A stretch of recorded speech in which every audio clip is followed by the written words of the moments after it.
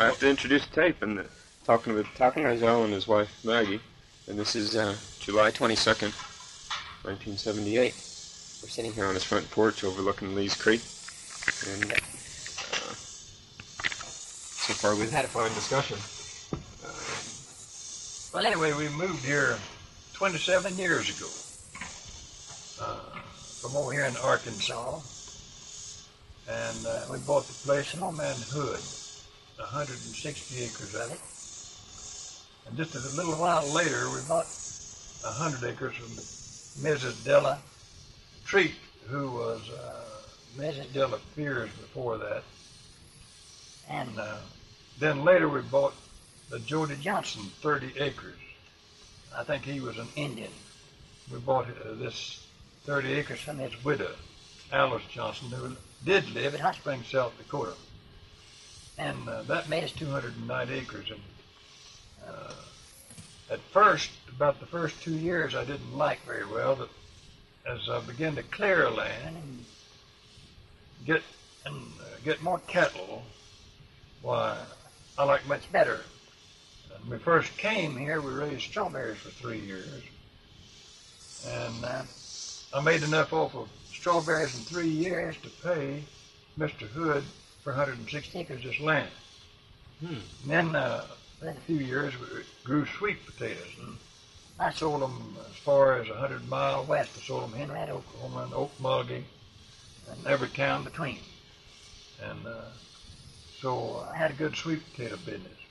And later then, we just got into the cattle business, and we had just mostly Hereford cattle. Of course, I was very strong physically, and didn't mind having land cleared. And much of the land down there then had grown up in persimmon, little persimmon saplings, and too big for a brush hog. So I went to Talcum, Oklahoma, and bought a power saw to push it by hand, and had a saw on it. Went from Max Squires up there at Baptist preacher, who had a big hardware store there at business in Talcum. Bought that saw down here and cleared all the land and piled the brush up and burned it. And from then on, we brush hogged it and kept it, everything brush hogged down. Then, of course, we moved here. There wasn't any Bermuda grass. We set out to plant Bermudas here, a big part of the place, a large acre in Bermuda grass. And then later, I started sowing fescue. And we've got acres and acres of fescue that, of course, cattle drive on in the early winter and late spring. We have a pasture of fescue and Bermuda grass, and also big yellow hop clover. And it's taken care of a good herd of cattle for several years. Of course, we enjoy living here and just sitting here on the porch and looking down across the land, a portion of it, looking over on Pine Mountain, and the creek, Big Lee's Creek, a well-known mountain stream, runs out along the south edge of the creek, and the edge of the creek makes a fence for the place, and we don't have a fence, but the edge of the creek is a fence. Cattle lay water there at the creek, and we have the place rented. There's lots of people who want to rent the place because a lot of people got cattle and no place for them to run. It makes it easy to rent the place, and we plan to make this home as long as we live. And before the persimmons, the small persimmon, how long do you think it had been used before that? Well, that's a good question, because Mr. Hood owned the place, 160 acres, and he had the upper end of the place, as you can see the big field yonder, was his cotton land. And the lower end down next to the creek was corn land. And he kept that Jody Johnson place rented too. And it was pretty good corn land, part of it was. And so he worked, he was a hard worker, and he didn't have any, it wasn't a cattle farm, just raised corn and cotton mostly. And the land wasn't too good when we bought the place. But we've had, over these years, have had cattle here, and had the place, part of the place chicken littered. Man from Ozark, down below is our Kaz Wagner. He chicken littered it twice. Brought chicken litter here and Chicken spread it over litter, the yeah. pasture? And spread it over the fescue, over the fescue field. And so the place is much better now than it was when they came here. Mm-hmm. Much better. And You know how long John Hood had planted that same field? I think that Mr. Hood owned the place here 36 years. 36 years, I understand it. And that's his old house, the house he lived in. My wife and I built this house, how many years ago, Meg? We got it in 51, no, 60. We moved up here in 61. Well, we built that. We were a year building this house from May one year, and the next May we moved in. And I'm the only man that ever was on the roof. I put the rafters up by myself and covered it. And neither one of us had carpet, but we built the house. It still stands. It didn't blow over and then gone through a few bad storms. But and it's not too large a house, but there's lots of lumber in it. And the foundation's put together 40 finished spikes. 40 finished spikes. And there's a lot of lumber in it. And so we think it's a pretty good house for its size. And Do you think Hood built this house? Or well, I don't know whether he built that house or not. Now, he used to have a little store and a post office, I believe, there. He built that house. Who? Sneed. Wife has Mr. Sneed. Of course, we didn't know Sneed. He built the house. And I forgot when it was made. But it's been there a long time. It might be called an antique house, such as it is. 35 and 27, it's been there at least 70 years. Oh, yeah, 70 years, you might say. We know I it. think it was here when we, what Christmas was it? did you ever live in that house while this house was being built? We lived there several years. How far? How long? We lived in that. Mr. Hood lived there 36. Mr. Hood lived 36. We lived in him, and since then we've lived up here. Well, you say it was a post office and a little I store. understand it had a post office and a store just far side the gate down there, below the road. Oh, on the other side of the road, another building. Yeah. It was called Ozone. O-Z-O-N-E. Ozone. That was the name of the post office. Ozone. You know about when that might have been? Well, that was before I ever heard of Mr. Hood. Yeah. That was way back on. You know if it was a store and a post office right in one building? Well, I would suppose so. They used to have them that way. See, they had up here at Moore's Parishes that way. So I would suppose that it was a store and a post office, small one, in the same building. Of course, during that, probably after that time, they built this school out here.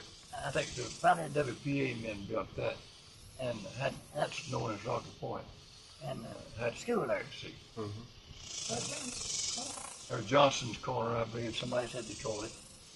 And so that is about as much about the history of the place as I know. Now, since I came here, I heard about that man up buried over there, Morris Edwards, in the Allison Cemetery. That I heard of him when I was a little boy, but never knew where he was buried. And I knew by my dad telling me who killed him in a gun battle on Logtown Hill. And that was and then Where's that? Is it Logtown? Logtown, right north of Van Buren. The steep hill comes out of that, and then it's Logtown Hill. That's where the gun battle took place, on Logtown Hill. One morning early, before breakfast. Old man Winfrey, old man Jack Winfrey, and Morris Edwards. And Winfrey killed him. Winfrey was a captain in the Confederate Army during the war, and he's also in the gold rush, 49 gold rush in California. Come back here and was captain in the Civil War, and at that time he was sheriff over there. And Winfrey, of course, proved himself. One of them used to be a professor of fine languages at Oklahoma University. Would have been his grandson. And some of them, his grandson, from his family, and they nearly all went to college and university. This is Winfrey. Yeah. You know anything about the Edwards? Well, there's lots of Edwardses here, and I don't know whether it's related to this Edwards and this Moore's Edwards. I kind of believe they claim they weren't. Some of them probably. I think this Moore's Edwards If I understand right, he was a Cherokee or part Cherokee. But the Edwards over here, I don't think they claim to have any Indian blood in them. I don't think they claim. Of course, some of them intermarried probably with the Indian, and since they've been here probably, so I don't know of any of them. Can't call him off at hand. But a large family of Edwardses. A lot of them. What's the eldest Edward's first name? Oh, this is Bush Edwards. I talked with him today. Bush Edwards. Bush's wife and Bush's wife's grandmother and my grandmother were sisters back in Arkansas. I didn't know until I came over here and met him, and I knew right off who they were. I knew that some of them moved over here. And then Bush had his brother Sam Edwards. Sam's a nice man. And Isom Edwards has been a big cattle man here. Isom was a nice family, pretty well hooked up. And he runs cattle. He did down here. He did have cattle all them hills, and there's log in letting cattle outside now. And he got kind of years, you know. He just quit cattle business a big way. I think he has a few out in a pasture. Where does he live now? He lives between here and Muldrow. I don't know. I don't know. Does he work in cattle still? Some. I think he still handles some cattle. And so I don't know. Edwards is politically are Democrats. Well, was Bush Edwards his wife? I don't know. What was her first name that's related to your her first name is Ivy. Ivy. She was Ivy Robinson before she was married. Ivy Robinson. She had a whole bunch of brothers. When I was a school teacher, up at Bunch. He's dead now. Yeah. And a whole bunch of them Robinson. They were my mother's kinfolk. Now, I don't know whether you ever met her or not. The county treasurer of this county, treasurer, she's running again for county treasurer. She's worked in the county treasurer's office for many years. I used to work under Jess King when he was county treasurer. Now, her great-great-grandfather, Rozell, was my grandfather on my dad's side. And, her name is Mrs. Faye Sanders. Her husband's a post office at Sallisaw. And she's county treasurer. I saw her name. So what would your grandfather's name be? My grandfather's name was Milton Rozell. Mildred? M-I-L-T-O-N. Nope. Milton Rozell. See, he and his wife came here from Hazel Green, Alabama before the Civil War in Knoxwagon and moved in this house here to have on the wall. Yeah, and that house is in Riddy. That house is near Riddy. Near Riddy. All right. And that was the old Rozell homestead. Well, they came here in Knoxwagon and left all their kinfolks back there in Alabama. And I was supposed to have gone back there. That Rozell reunion last Sunday. I didn't go. I wanted to go. I've been there one time. I want to go again sometime. And see there, my great-grandfather had 4 sons. One of them was Milton, that's my grandfather. And then there was Edie. Now all the roads out in Alabama are the descendants of Edie children. And then there's William Morris Rozell. And then there was Ashley Rozell. Those were the 4 sons. Well, my grandfather's the only one that came to this country. Left the rest of them, I don't know where Ashley's went to. Now, William Morris. There was a great-granddaughter of William Morris came up there from Texas to see us 2 or 3 years ago. Her name is Marianne Moorhead. And she and her husband worked for the state of Texas at the state house here at Austin. And then, let's say, one of Edie Rozell's descendants, his name was Edward Rozell. He married Daisy Black. And Daisy Black was a sister of Hugo Black, who used to be justice of the Supreme Court. Remember, Rozell appointed him. He was from Alabama. So, this cousin of him, he married Daisy Black. She was Sister Hugo Black, Chief Justice of the Supreme Court. And then there was Alma Rozell that her husband was on the jury, tried this Medina for that killing over in Vietnam. You remember he was tried? No. I believe they turned him in. I don't remember to vindicate him or something. But Alma Rozell's husband, I don't remember what his name is. I've got it all in there. I have to look it up. It take me a minute to I don't look it up. But I remember her husband was on the jury that tried this Medina. And so, well, his grandmother's name. My grandmother, Rozell? Uh-huh. No, she was Cyril Cottrell. C-O-T-T-R-E-W-L, Cottrell. And she was from Virginia. She was from Virginia. Meet your granddaddy. I don't know. No, they came here to Oxford before the war from... Both of them together? They married. On January the 10th. 18 and... I got the marriage copy. The marriage license in there.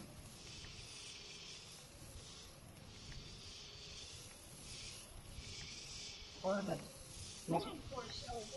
Oh, yeah, long before the war. Just read it.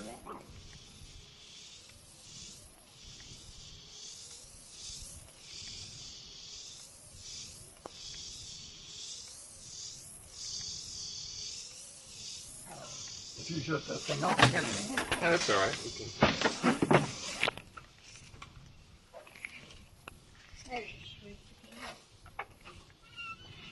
1833. That's about that. Medicine Cow.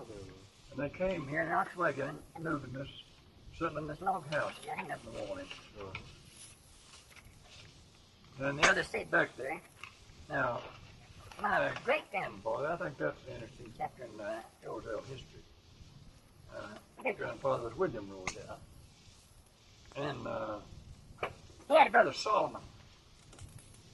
Now, these two boys were the sons of Richard Rozell from Baltimore, Maryland. And his wife died and left him two sons, William and Solomon. He had some other children. I'd have to look that up. My second wife. I've got their names and that. But anyway, Solomon's one of them. He would have been my dad's great uncle. He came to Memphis, Tennessee. He's buried there in Memphis, Tennessee. And he came here. He had the first fight at July 1, west of the Tennessee River. And it was also the first fight that was born in Memphis, Tennessee. Now that was Solomon Rozell. And it's my guess now. I'm guessing it is. That when my grandpa came here in his young life, they crossed the river in Memphis. And Solomon Rozell, that was my grandpa's old uncle. He lived in Memphis.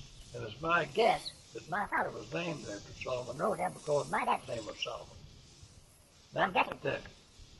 And but anyway, Solomon Rozell, he owned 1,500 acres where Memphis is now. He had 50 and 100.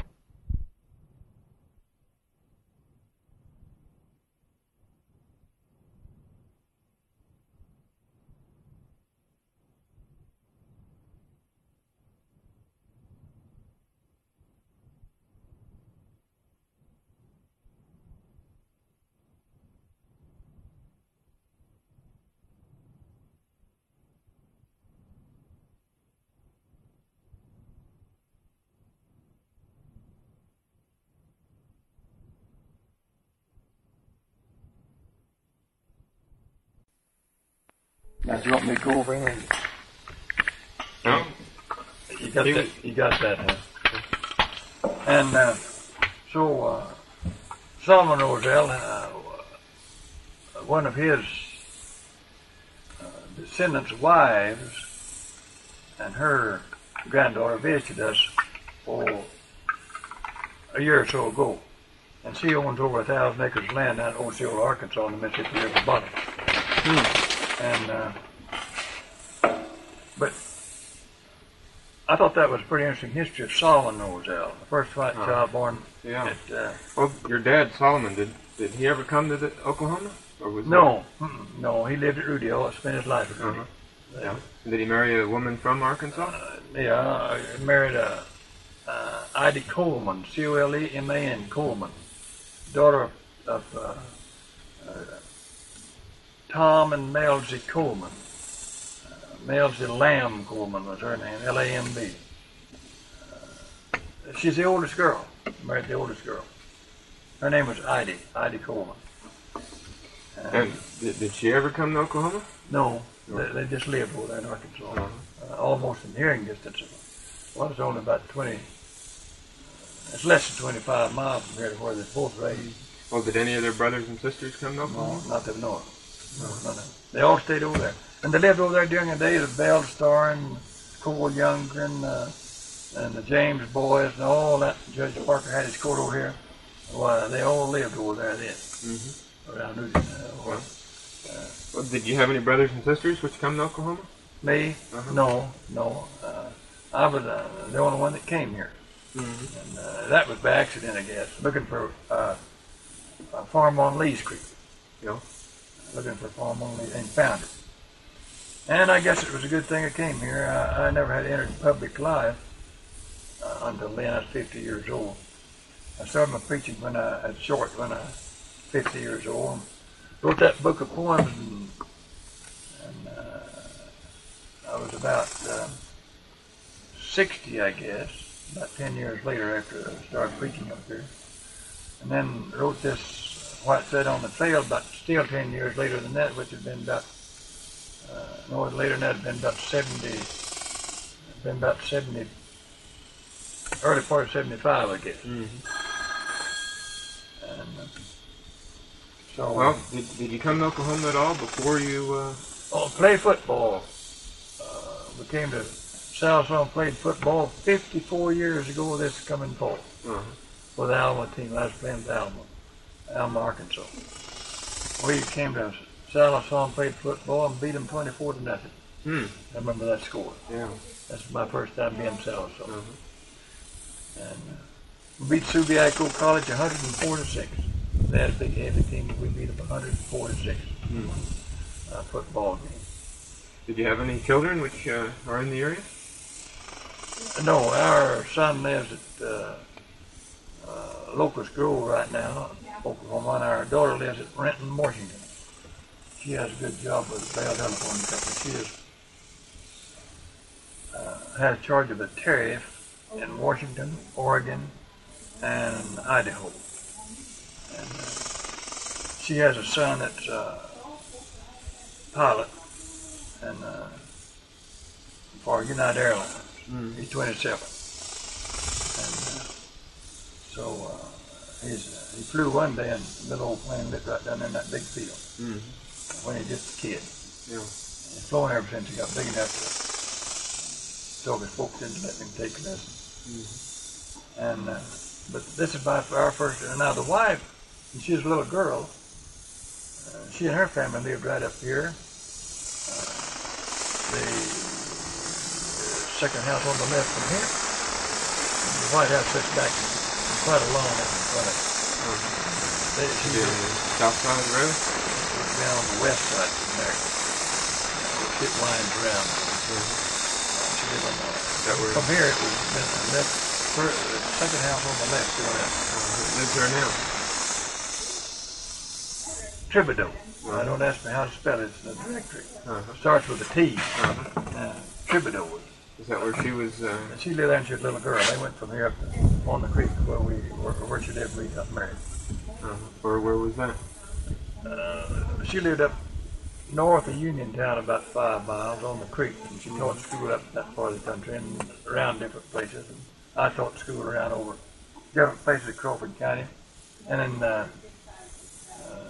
then we taught after we got married up in Washington County. And later we decided we'd quit teaching. And I got in debt, and like I never got out of debt during the Depression. And we left here and lived in Illinois 3 years, where I worked at a lumber yard, a big lumber yard, and sold milk. We had milked 21 cows and sold milk. And that was the hometown of William Jennings Bryan, the great orator at that time. And I've been in the house William Jennings Bryan was born in. And the old Bryan place is right there west of Salem, Illinois. The old man, the Bryans buried at Salem. And then we came back after the war broke out, World War II broke out when we were in Salem, Illinois.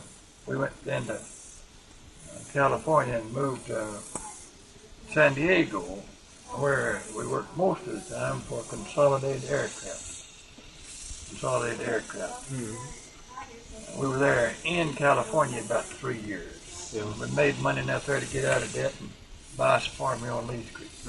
Why did you come back to Lee's Creek? What's the... Well, land was cheaper here than any place I knew. You know.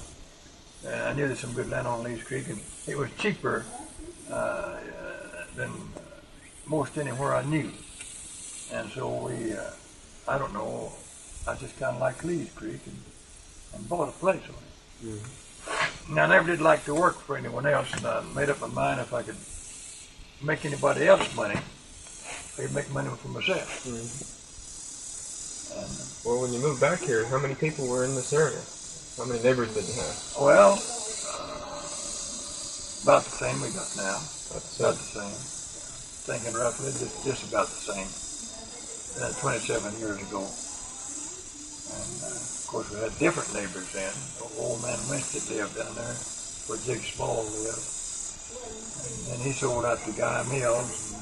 And Guy sold out to Jig Small. And it changed hands, you see. And we've been here the 27 years. And I've enjoyed it. It's been a good life for us here. There's an old house which is just north of Allison Cemetery.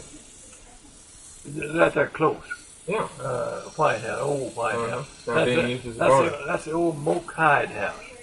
I guess Hyde. The old Moke Hyde house. He lived there and we moved here.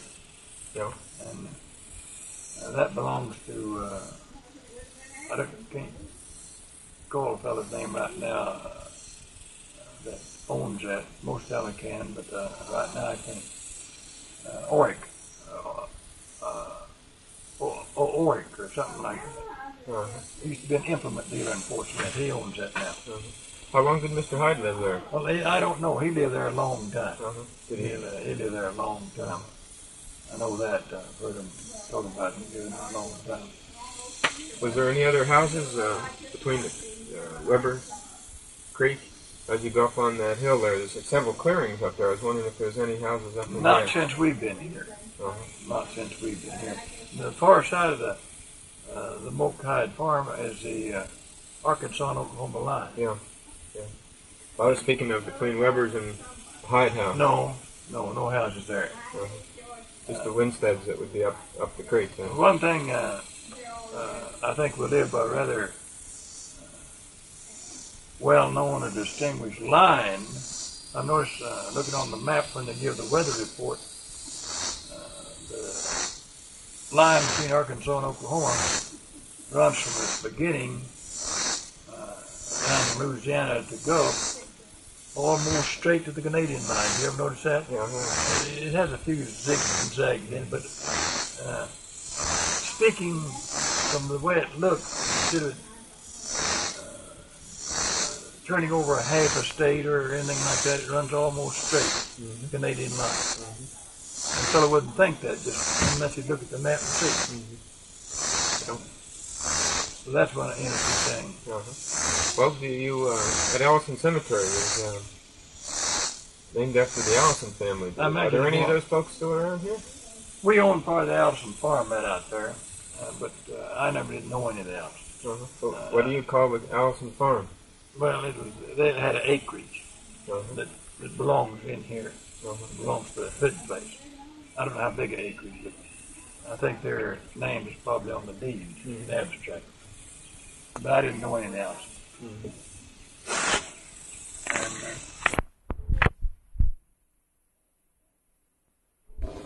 this Allison land is right along, right out in here. That's our land along there. And this is the fence. All right. So your property on the east goes right to the edge of the road right here? So this is... Wait a minute, no. This would be Small's property right here. This here is this side of Small. This is a fence, is it? The road. Well, this land here don't belong to us. I see. Our fence comes right there. I see. On the western part of the the pasture. West side of the pasture. All right. And the east side of the place. Now the Allison land's right along in here. The wooded area. Yeah.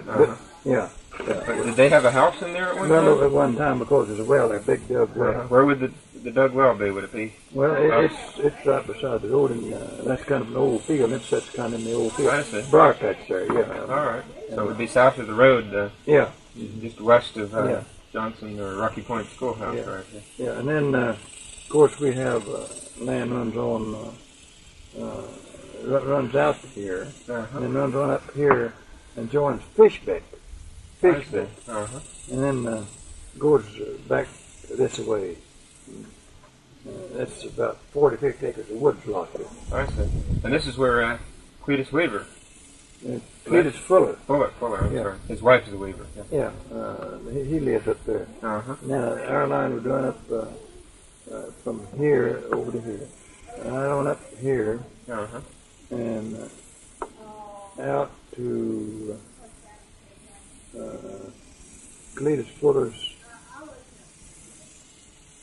Well, there's a 10 here. There's a 10 here that don't belong to us. But see, our land runs, and we're still going up. I'm still going up on a. But anyway, Fuller lives here, and we live down. We live down around here somewhere. Probably this is property. No, I don't get this. Wherever our house is. Where's your house right here? Oh, that's the way it is. Yeah. Oh, yeah, well. Oh, yeah, I see. I got the map. Yeah. You're looking directly south, and so Cletus would live directly north of you, about that's right. 20 acres distance. Yeah. Well, this land comes up this way again. So it'll be right even with the northern part of his open area there. Except it's 10 here. It come back down here. And then back down here. Is this your farm pond? Yeah, we got a pond right out there. Did you have it built? Now, let's see, Cletus has a pond. He had it, someone had it built. And then we had this pond dug here. Yeah, it's right out there. It's a good large pond. One of the best ponds we got. Well, on your property that you have down here, did you ever come across any old home sites on there? Any other old wells? No, I think right out here where I believe, out here where Johnson lives, Kelly Johnson, I believe there was a home site there at one time. I believe there was. In the same place where the home about was there? Yeah, I think so. Was it a Johnson property? It may have been Indian Johnsons. They bought the probably out of my son. This house in 10 acres. But I think probably that somebody that may have belonged to some Johnsons that were Cherokee way back there. So these Johnsons aren't related to the original Johnsons? No. These are Johnsons here, newcomers here. They came here from Fort Smith. I see. And so. Well, how long has Cletus lived in this area right here? I don't know, just a few years to put it that way. I don't know.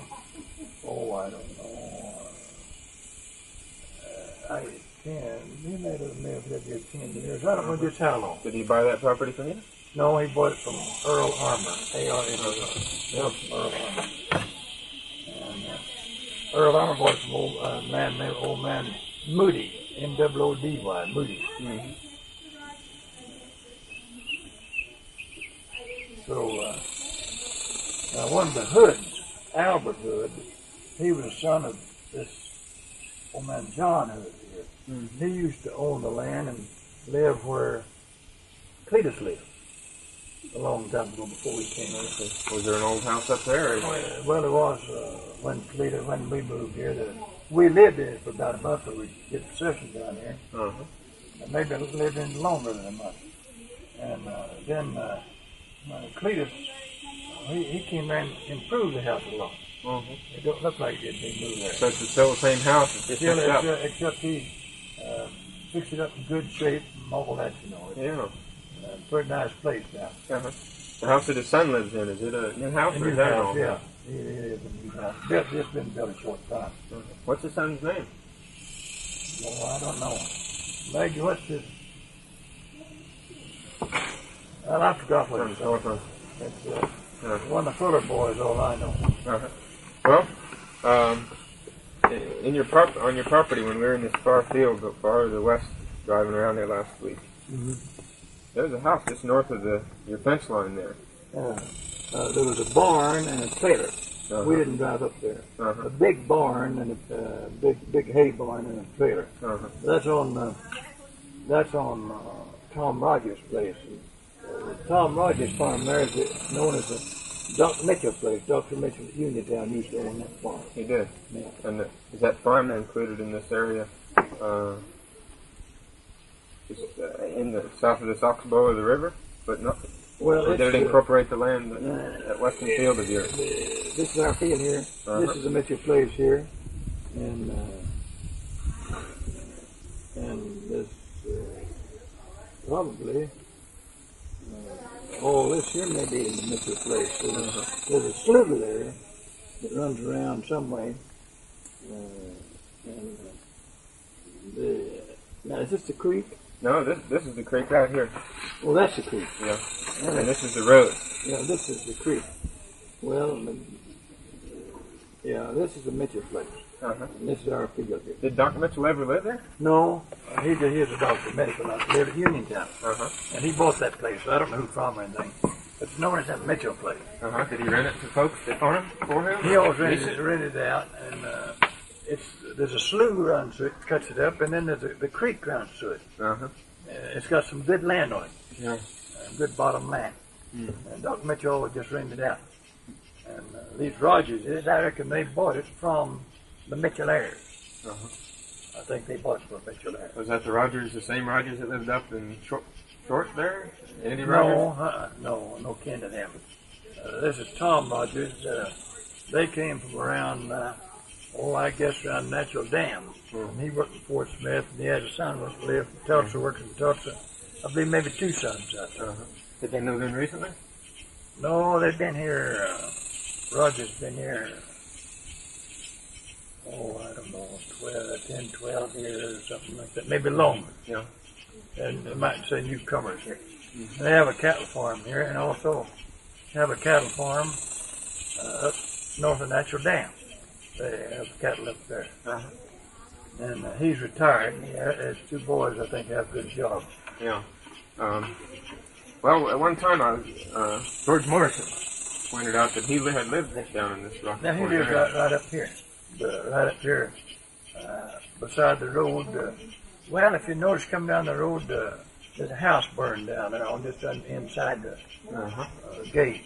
Well, George lived just this side of there, on this side of the road, and his house burned down this side of the road. On the east side of the road. Yeah, that's right. Yeah. So would that be near the road that's going to the Rogers place? That's whereabouts? That's where you turn in to go to the Rogers place, where the gate is, right there. And so the house would be. You see, the Morrison place is when you open that gate, you start down through the field, you cross the Morrison place in. I see. Yeah, and the Morrison place belongs to String, Bill String. It's a pilot for the Arkansas National Guard. He's been a pilot ever since we've been here. And has he lived here all that time? No, he bought this place up here. I don't know. He bought this place some, I'd say 10, 12 years ago. Probably near 12 years ago, or maybe a little further back. He bought the old Creekmore place, Uncle Charlie Creekmore place. Bought it from Fay Stewart. Fay Stewart was Uncle Charlie Creekmore's stepson. He bought it from him, and then he bought the Morrison place after that. He has a lot of acreage in there, and some good bottomland. And String, as I said, he's a pilot for the Arkansas National Guard. Yeah, flies planes. Yeah, is he using the land in any way? He lives up there off the road, and then Well, I think he rents it out some, maybe, you know, and especially the bottom land has it cut for hay. And he's got a nice place. You got cattle? No, I don't. He might have some. He used to have some, but I don't know whether he got in there or not. He might have a few. I just don't know. Uh-huh. And, well, do you know of any other old houses that would be along that road from the Fishback Corner south all the way down to the Morrison place? No, I don't. No, I don't know of any Just else. be the Springs there. Yeah, yeah. And of course, Fishback's a newcomer here. He's been here, you know, about probably 15 years or something like that. And he owns about 800 and some acres right up there, north of Cletus.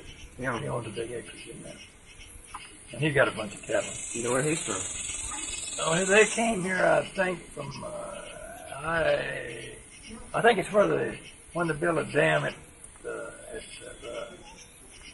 their water overflowed, and he came here, and their land overflowed, and he came here and built this place. I'm not sure, but I'm under the impression it was when Lake Eufaula was built that he came over here. So he had lived down there at one time, and then he moved. Yeah, Visit the he dam. lived here, yeah. And, of course, George Stites has been here all his life. And his son Dallas lives up on the road after that he turn. lives up there on the road, yeah.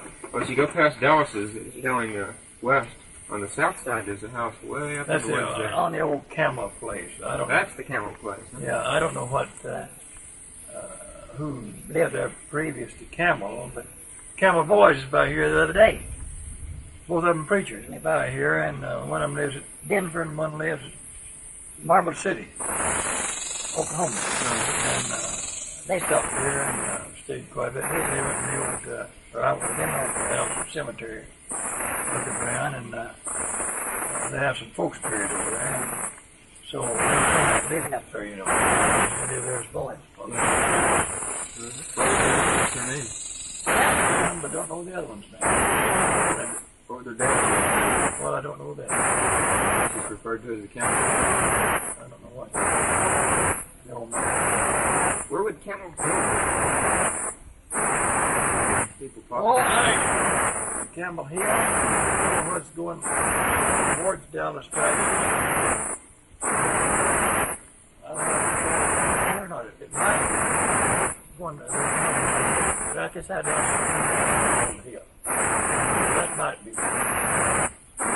North of Slickman. It gets snowed around the winter. Well, down further west at that turn, we got that on.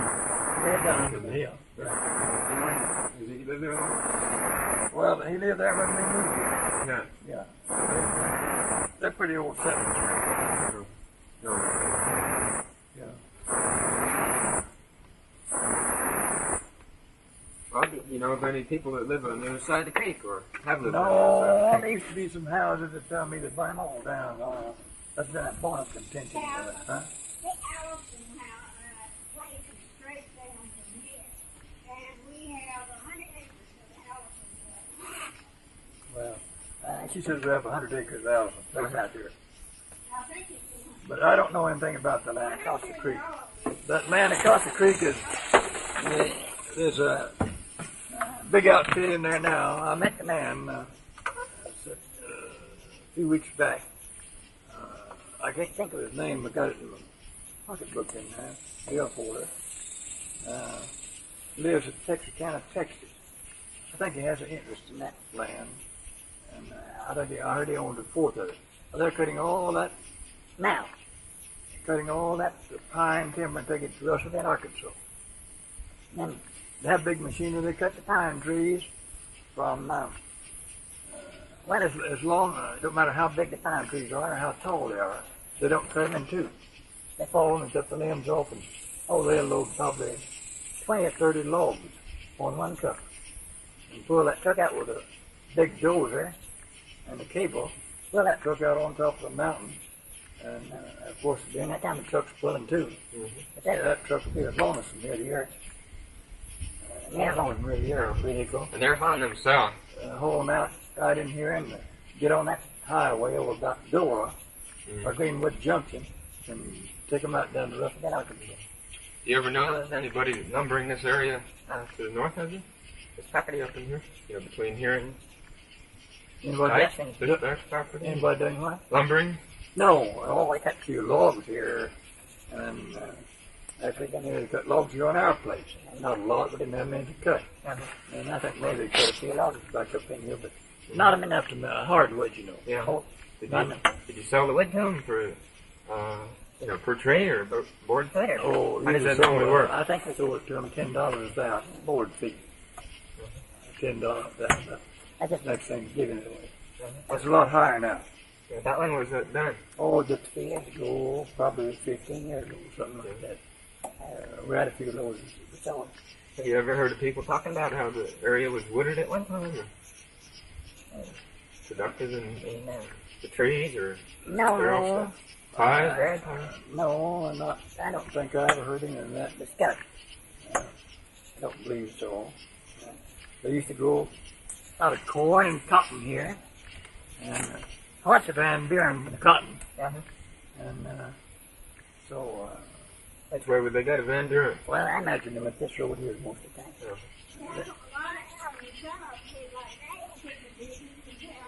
Oh, yeah, they had a cotton gin at Uniontown too.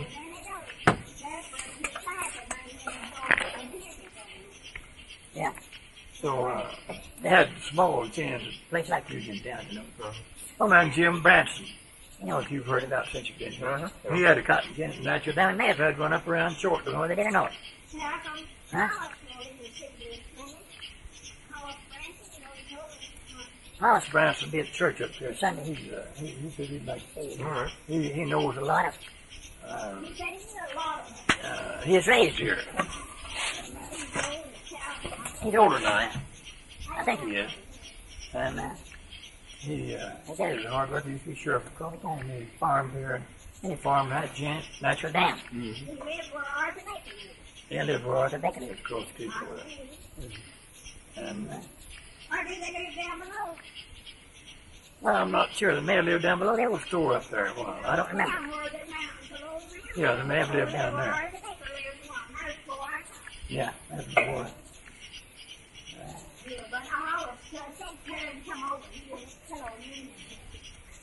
And so I don't really know much anything that you can tell. Yeah. All right. I think that I thought about asking you before I came. Is that the history of the short church? What was it like when you first moved into the area? There was a little, yeah, there was a little building, not much bigger than that yet. The hood house. Yeah, not much bigger than that. About 6 different denominations were having church in. Of course, you couldn't have church that way. They want a community of rookers, you know, over who'd have church one Sunday and who'd have, and who claimed the house, who owned the house. Well, I could see it. You couldn't have church that way. And I felt the call of the preacher. I don't think any preacher got in bed preaching much to be at his call. And I felt the call 20 years before it started. 25. But I studied that and studied that. That's trouble in. I got church. Went up there horseback a lot by myself. Didn't have a car in trouble. And so Oracle Charlie Spear and the Mr. Steely, they both gone. They kept insisting make a speech or something to them. And didn't know I would go about preaching. So I wasn't there for a long time. Finally, I got me in. I came down and told the wife that I said, I think I'll try preaching again. I tried it a little while, way back when we first got married. I fell flat on the face. Besides, that's nothing to do but quit. And didn't try anymore, it came short.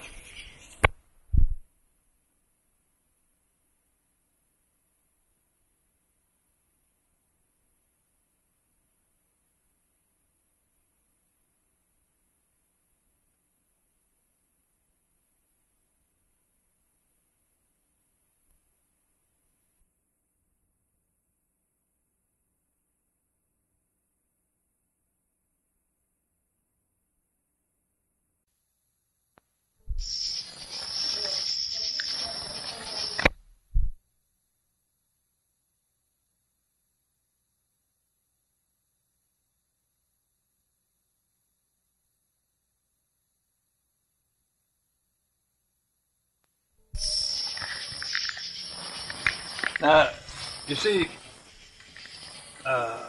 each body of believers that believe a thing is just as important to have a church home of their own as just for each family to have a home. Because a family, a man, his wife, and his children, they have certain things in common. And that house, that home, belongs to them, and they're what we call the boss of it. And they have their way of living and cooking and making a living and carrying on their family business, probably a little different from their neighbor over here. Mm-hmm. They all can't live in the same house together. Well, you see, each church believes certain doctrines that separates them, and distinctive doctrines. And now, Baptists we believe you must be born again, all that. Now, the Assembly of God believes you must be born again. Jesus told Nicodemus, you must be born again. And that's what we call the new birth, the spiritual birth. We believe that. The wholeness believes that. The Assembly of God. And the Christian church believes that. That's where I preach on Sunday. Now, we believe, separate from them, we believe that you can't be born but one time. Born of the Spirit just one time. Just like born in the flesh one time. Jesus described that in the 3rd chapter of John's Gospel. You must be born again. And he compared it to the birth of the flesh. We contend as Baptists you can't be unborn. Any more than you can be unborn. Once you're born in the flesh, you can't go back and be born in the flesh again. Well, we claim it that the Bible thoroughly supports the new birth, the one birth, and that holds all through eternity. You can't never lose your salvation, no matter what happens. But you can lose your testimony. In other words, I can't lose my salvation, but I might get out here and do something that wouldn't look becoming of a Christian, and folks would say, well, I thought that was a good Christian man. He's faithful and all for a long time, and he turns up kind of not what we thought he was. That would be losing my testimony, but not my salvation. And the Bible teaches that we reap what we sow. David reaped what he sowed. Solomon reaped what he sowed. Moses reaped what he sowed. And others in the Bible. And we reap what we sow here in this life. In this life. Not after life, not after death. We reap what we sow here. Well, now, if we don't live, we contend as Baptists, if we don't live like we should live, if we go off in sin and do things we shouldn't, then we won't lose our salvation, but God will chastise us for committing willful sin in this life after we're saved. That's eternal security of the believer. And of course we believe in baptism by immersion, by putting them under the water. And that represents the death, burial, and resurrection of Christ, Mm-hmm. And it's just a matter of each church has a set of doctrines of its own. And of course, failure to see alike is what causes so many differences in doctrines. Failure to see alike.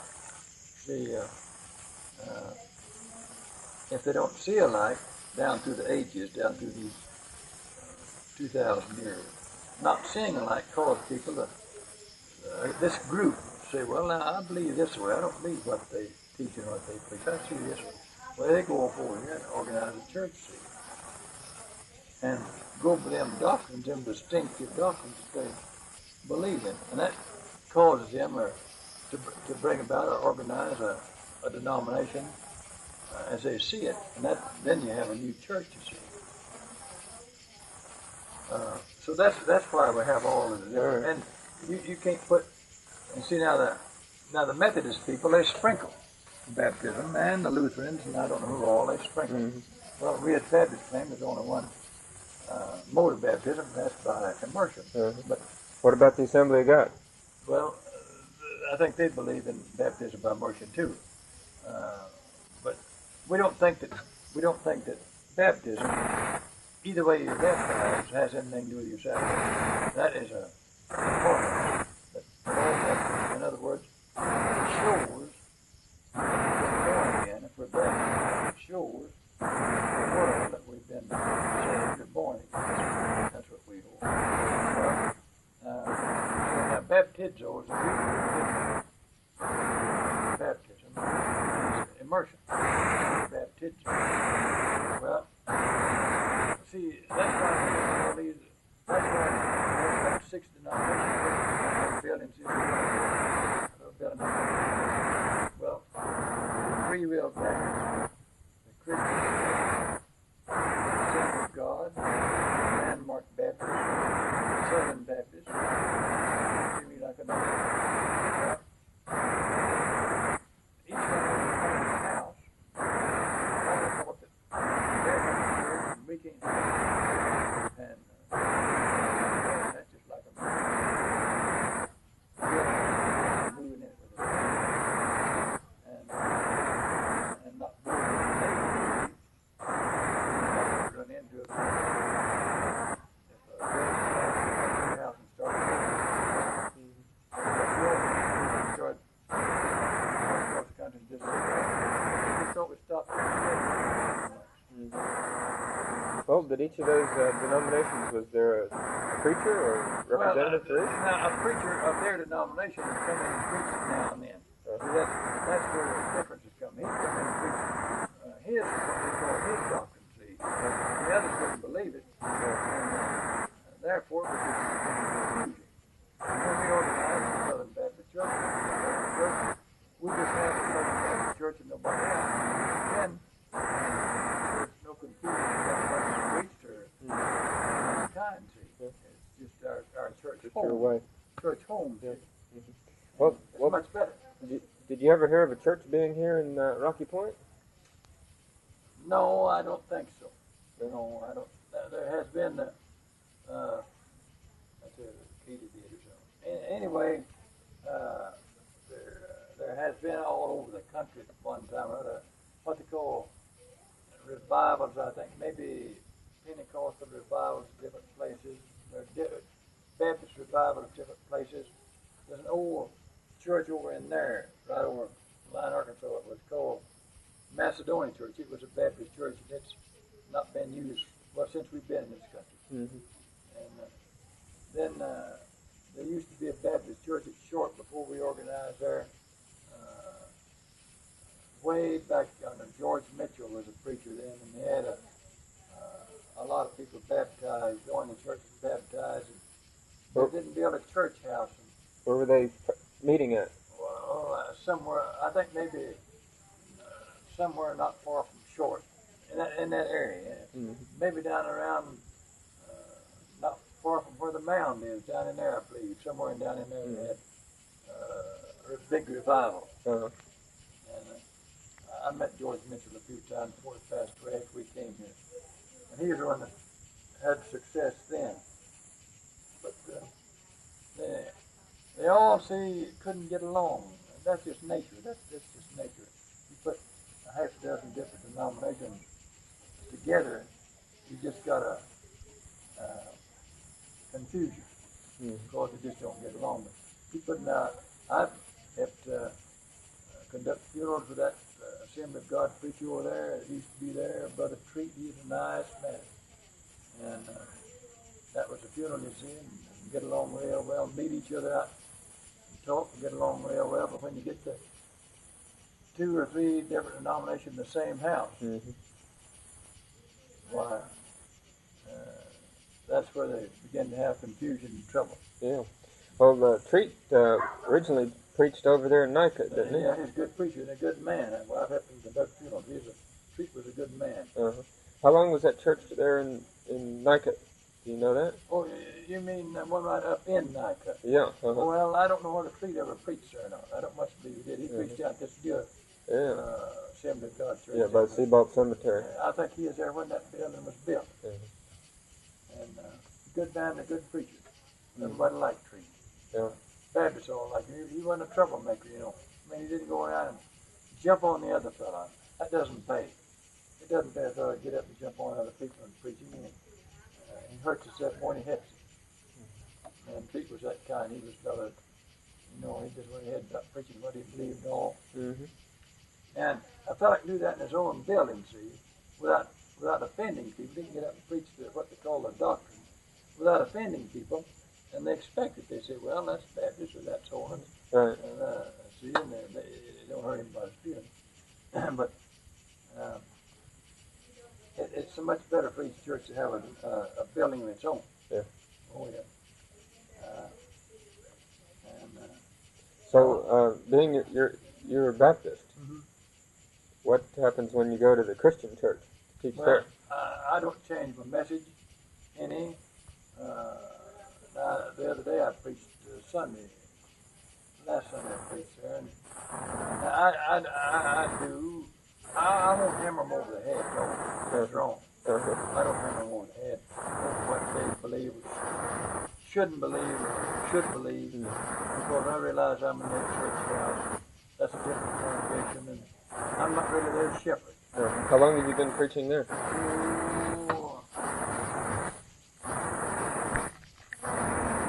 About a year ago, last February, except 2 months.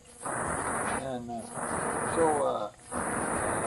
see, I don't want to go to the congregation, they've got a different preacher. We tolerate one another, which is a Christian thing. And I don't know what they believe. Now, I will say once in a while, I don't know how you look at this, unless you believe it. And go just go back to preaching, see? If you don't believe this, you're wrong. You're wrong. You have to believe this. If you don't believe this, you're plumb wrong. Because I'm in the realize it. You never change it. Many people lie hammering over the head. You never. But I think it's fine and explaining himself well. Last Sunday prayer, or the Sunday before, when I brought up John 3:16, I mentioned this woman out here, Sue, called her name. If it's last Sunday, you were there. I said, called her name, and I said, I believe I can begin with you and go all around. Mm-hmm. All yeah. Remember that? Mm-hmm. Well, that was what we call Baptist doctrine when I sang there. But I said it in a way that wasn't going to hurt. That's good prayer, good technique to use. Let them know that that's what you believe, but you're not going to try to make them believe. Yeah. I brought in the spirit of faith. And this woman, and you got to John 3:16. I said, for God so loved the world that he gave his only begotten Son, that whosoever believeth in him should not perish, but have everlasting life. And I said, when does everlasting life? If it's everlasting, it's temporary. I said, I don't believe you would always ever worry about you're going to lose your salvation. I don't believe you ever lay awake at night crying, shed tears, and worry about losing your salvation. I said, that's a serious thing. You should lose it and be lost. And they come up behind me and said, shook hands with me and said, Sarah, I really enjoyed that song. Well, I preach it when I believe to be the truth, but the Bible to be the truth. I want to hammer it. Well, have you ever found in your years of preaching in the community that has there been any friction between the different churches and church groups and the way people think? There used to be before our church a certain amount of all in the same church. But see what happened? And the village, people ours and all. And we got together and we got in the church. We stopped the community. That's I'm praying. I don't want to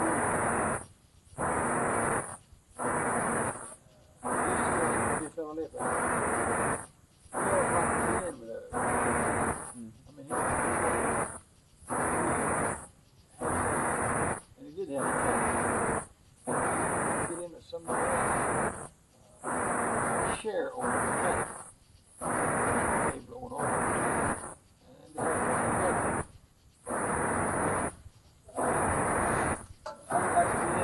idea on anything. The soul and the soul have sole control of the place, and the sole owner of all my cattle and all my business. And then, if I do it wrong, I haven't hurt anybody. If I make the wrong move, I haven't hurt anybody. If I make the right move, I've helped myself. And in other words, I kind of believe in a fellow rising and falling on his own. Mm-hmm. And now that's where I wouldn't even be in shares with my own kids. Let them run their own business, and I run mine. Yep. Let them, I don't tell the daughter how to run her business. She has a very high job. Uh-huh. You mentioned that your son had lived down here and he sold property. Place. Did your son own that property separate from you? Yeah. Since we're talking about the ownership we gave him that 10 acres and he built that house on it. I see. And when he sold it, he sold it, of course he had sold the 10 acres, you see. But there's just 10 acres of it, and that left us 280 acres here. So how long did he live there? Oh, I guess about 3 years. What made him move out of the area? See, he was a plumber. He was a plumber for 8 years in Tulsa. And they got tired of being a plumber, and they thought they'd get a good hit. They hadn't been here long enough so they couldn't make it. Sorry, I think why she left him. So he went back to plumbing again. During all before coming down here, you heard the fact that isn't just a woman. 5.5 years. And he heard the fact that here, I mean, came down here and Dr. Lutz back in the 30s. He got back to plumbing and worked hard and wound up back over there.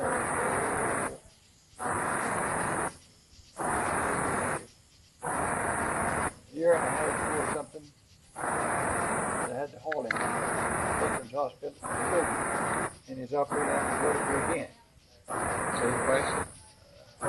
Same place? Yeah. So,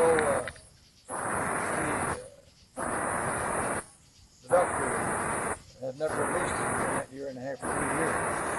And so he doesn't plumb now for a year and a half before he operated on the second time. He was a refrigeration man for some time. They sent him to big block of city and places. He was naturally mechanical inside. And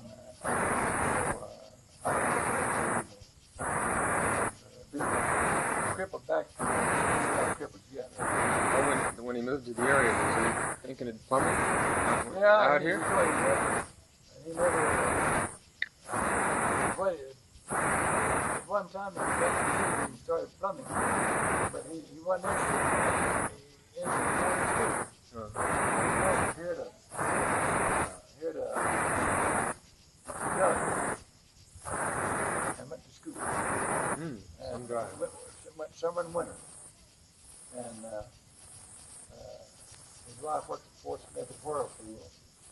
And kids went to Salisbury, or went to Mudrow to school. 2 of them did, and the other 2 went up to Belfont. Well, he got his degree all right.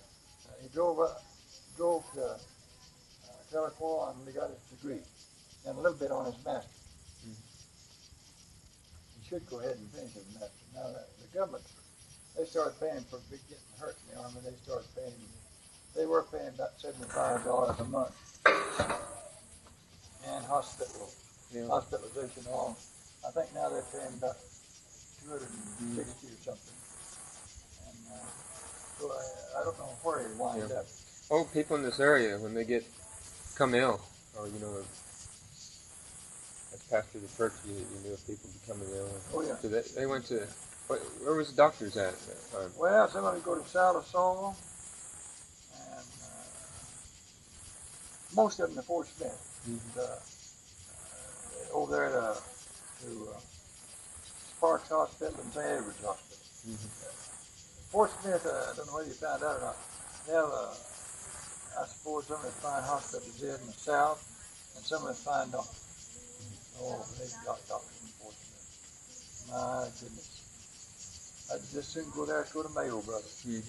Well, do you know of any doctors, when you first moved in here, to come out to the people that were ill?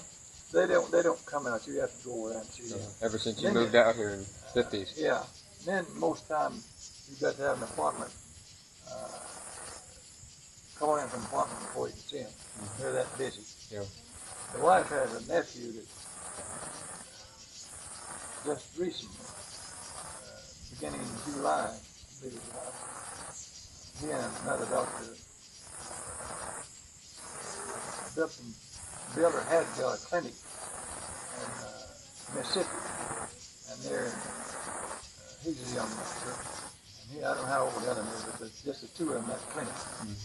And he took his internship to Memphis, and recently began to practice in Mississippi together in a clinic together. Well, you mentioned this property down here being Dr. Mitchell's property. Did he, was he practicing in this area see, at that time? In those days, they had rural doctors. They was a little town, you see. And a lot of them did good. And they were very serviceable to people. The old rural doctor was. I mean, small town doctor. Now, we lived at Rudy, Arkansas. We had Dr. Sharp. He was our family physician for a long time. Then after something happened to him, we had Dr. Reeves. They were both considered high-class doctors for their day. And they, as far back as I can remember, they used to come day or night, anytime at night. They lived 5-6 miles from where we lived. You'd call them or go after them, and they'd come in a buggy, ride a big horse, a buggy, midnight, for $4 and a half, all the way from Alabama. And if you never paid them, okay. If you did pay them, okay. And book it to you and hope you pay. Well, some of those doctors were really good doctors for their time. I never did have any money, but I came very near. I'd get out as a young man and expose myself to the weather. Get down to freeze, you know, or something in the winter. Almost had me when I called Dr. Sharp. Boy, he'd come in, examine that member. Well, he almost got me in the morning, but I believe it can break it up. And sure enough, he would, too. He broke it up. Dr. Reeves was a fine, he was one of the great men I've known in my life. He was a very honest man and a fine typhoid doctor. He was fine on typhoid people. Those old country doctors really had their place. They were friends of the people. Didn't worry about the money. Of course, you know, people paid them, but they couldn't get along. That wasn't foremost. Serving the people was the first order of business as far as they're concerned. California to Washington. Going from the state, going from here about 10 years and over. Well, what years was it that your wife, Maggie, lived over here? What year did she move in? Maggie, when did you live up here on this place? Creekmore place. We lived there. Daddy made a crop in 1910, 11, and 12. That's the 3 years I did number 12. Is that the total years that you lived there? Yeah, really, it wasn't 3 whole years. I guess it was about 2. We moved up on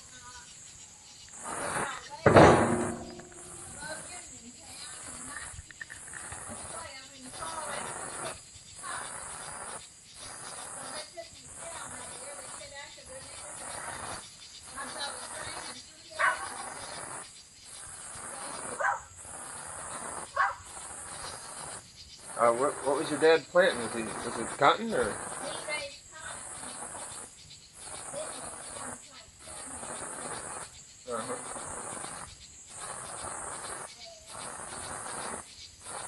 Did your whole family move in there and then? Yeah, but we wouldn't, they wouldn't let us stay because everybody that lived in that house lost some money through the year, but what they call it,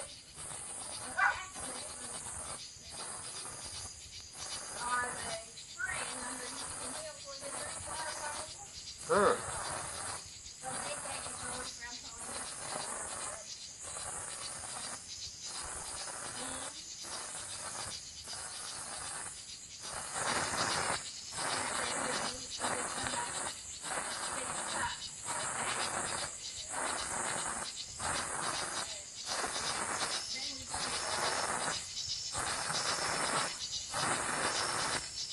Did you move? Where did you move from there?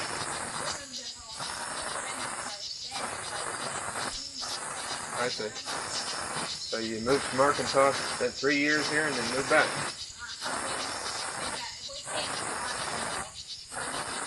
Uh-huh.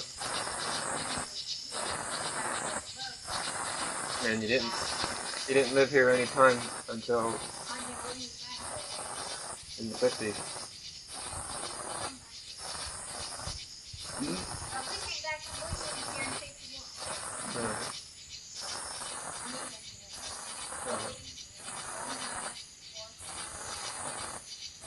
Did you notice at that time that a lot of land was under cultivation, more so than today? Yeah.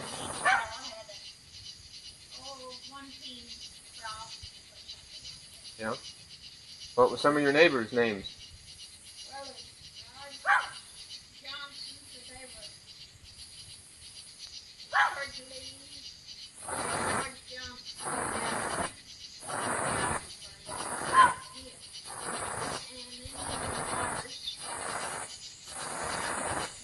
Which Waters was that?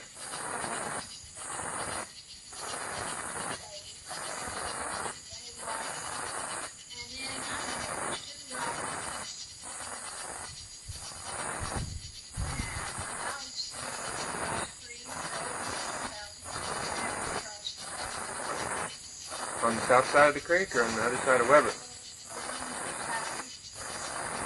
Oh.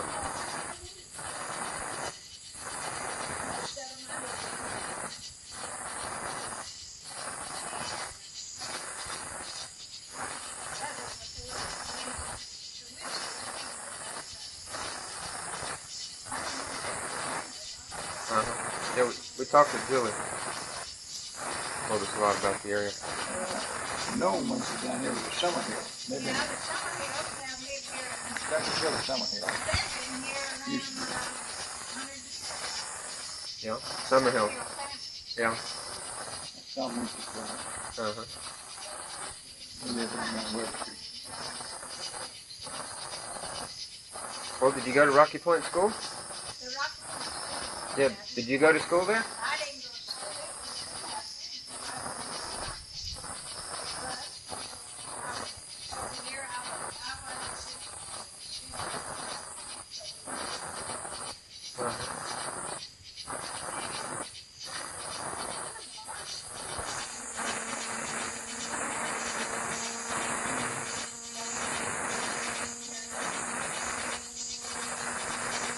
Where would that old schoolhouse be? It's on your property.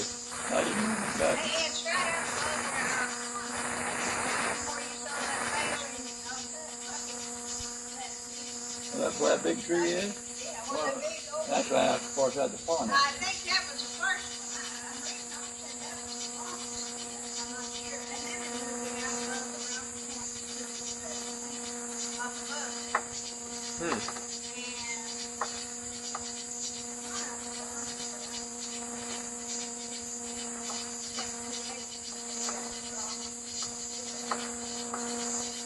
Did any of your brothers and sisters ever live in this area? No.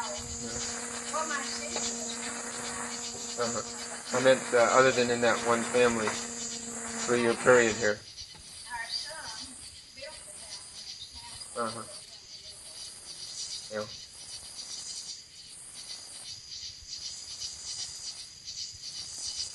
Oh, I can't remember. Well, church.